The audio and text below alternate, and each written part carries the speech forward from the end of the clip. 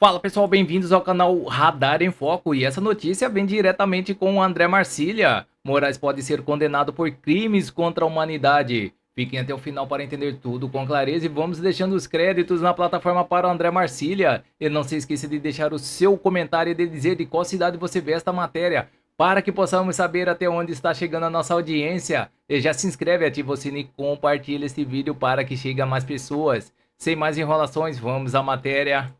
Lauro Jardim publicou hoje, na sua coluna no Globo, que um grupo de bolsonaristas está se organizando para apresentar no mês que vem, em Haia, uma denúncia contra o Alexandre de Moraes por crimes contra a humanidade. A pergunta séria que a gente precisa fazer é a seguinte: e aí? Isso tem fundamento jurídico ou é só para inglês ver? Eu vou te contar isso agora. Bom, o fato, como eu disse, é que o Lauro Jardim trouxe a informação de que o jornalista Oswaldo Eustáquio, que é perseguido lá na Espanha, e o advogado da Carla Zambelli, que é alguém que está sendo perseguida na Itália, e ambos pelo Moraes, e ambos, inclusive, foram blindados pela Espanha e pela Itália dessa perseguição, estão organizando essa denúncia contra o Alexandre de Moraes em Haia por crimes contra a humanidade. E como eu mencionei, a pergunta que tem que ser feita é a seguinte: na letra fria da lei, ali direitinho, na letra fria, sem emoção, é crime contra a humanidade o que o Moraes faz ou fez com essas pessoas? Sim. É crime contra a humanidade. O Estatuto de Roma, do qual o Brasil é signatário, portanto, nós nos vinculamos assinando esse estatuto, considera que você perseguir alguém ou um determinado grupo politicamente é um crime contra a humanidade, mesmo em tempos de paz. Não importa se há guerra ou se não há guerra, não importa qual o grupo político, se você se vale do seu poder para perseguir alguém ou algum grupo politicamente, você comete, na visão do Estatuto de Roma, do qual nós somos signatários, comete crime contra a humanidade. Ou seja, o Moraes pode sim ser considerado um perseguidor, tanto que ele perseguiu Zambelli, o STF da Itália assim considerou 2 vezes, o Oswaldo Eustáquio também. O Moraes tentou extraditá-lo da Espanha e não conseguiu, porque lá considerou-se que ele estava sendo perseguido pelo Moraes, portanto ele é considerado um perseguidor, e alguém que persegue alguém ou um grupo político é considerado pelo Estatuto, do qual nós assinamos aqui no Brasil, é considerado crime contra a humanidade. Portanto, o Moraes pode se enquadrar sim na letra fria da lei como alguém passível de ser julgado e até condenado por crime contra a humanidade.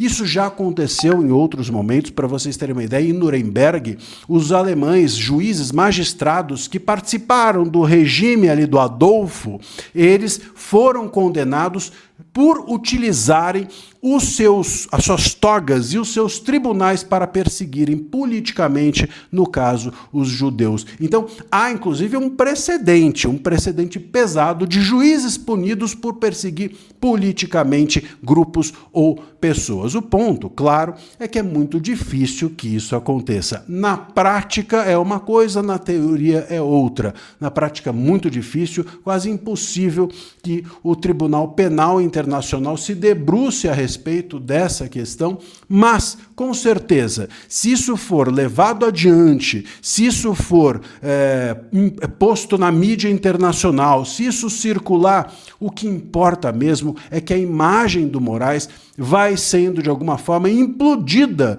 lá fora. Já foi nos Estados Unidos, no caso Alan dos Santos, já foi na Itália, no caso Zambelli, já foi na Espanha, no caso Eustáquio, já foi na Argentina, pelos que lá estão refugiados, e agora seria também em Haia, no Tribunal Penal Internacional. Isso é muito importante, porque se aqui no Brasil, por incrível que pareça, há uma imprensa ainda e setores da sociedade que ainda blindam o Moraes, talvez essas luzes que venham de fora possam iluminar as ilegalidades e abusos cometidos aqui dentro. A gente vai seguir atento a essa história e eu vou te contar os detalhes quando os detalhes vierem. Deixa aqui o seu comentário, a gente... E vamos com mais notícias no site Poder, Conexão Política. Trump pega a liderança de esquerda da América Latina de surpresa e coloca governos sob alerta. pronunciamento do presidente norte-americano não era esperado pelos governos progressistas da região.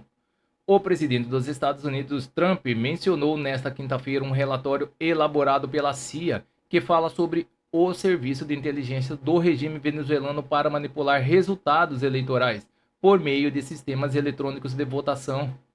O documento foi autorizado pelo diretor da agência John em 1º de julho e divulgado durante um discurso em horário nobre transmitido da Casa Branca. Trump usou o relatório para sustentar suas alegações de que as eleições americanas de 2020 também teriam sido fraudadas.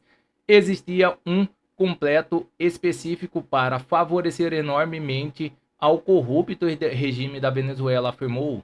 O documento da CIA detalha como os governos de Hugo Chávez e Nicolás Maduro desenvolveram capacidades para manipular sistemas de votação eletrônica entre 2004 e 2020. Entre os casos citados, o relatório aponta que, nas eleições de 2012, os serviços de inteligência de Chávez, incluindo o DGCIM e o SEBIN, teriam colaborado com o Conselho Nacional Eleitoral e a empresa Smart Match para implantar máquinas adulteradas em cerca de 300 centros de votação e redutos chavistas, com o objetivo de garantir uma vitória por cerca de 1,5 milhão de votos. O informe também detalha um plano de setembro de 2020 para manipular as eleições da Assembleia Nacional, no qual máquinas virtuais substituíram votos legítimos por votos manipulados, mantendo a aparência de votos reais. A Smart cessou a operação na Venezuela em 2018, após acusar publicamente o governo Maduro de inflar a participação eleitoral em mais de 1 milhão de votos nas eleições legislativas de 2017. Trump aproveitou o discurso para traçar um paralelo direto entre a Venezuela e os Estados Unidos. A eleição de Maduro foi uma vergonha, assim como a minha eleição foi uma vergonha. 2020 foi uma vergonha, afirmou o presidente em declaração à Fox News, comparando o caso venezuelano à sua derrota para Joe Biden. O anúncio de Trump pegou de surpresa a ala da esquerda na América Latina, no momento em que a região acumula derrotas eleitorais consecutivas para a direita. De Milei na Argentina a Espriella na Colômbia, justamente durante o período em que Trump está no poder. O temor nos bastidores progressistas vai além da Venezuela. Há a preocupação de que as alegações sobre fraude em máquinas de votação eletrônica possam, em algum momento, ser instrumentalizadas contra outros países onde a esquerda governa ou tem base eleitoral relevante, incluindo Argentina e Brasil. Mesmo com Javier Milei com alta popularidade no país vizinho, o kirchnerismo ainda é uma força organizada e outros países da região com um histórico de polarização eleitoral também estão no radar dessa preocupação.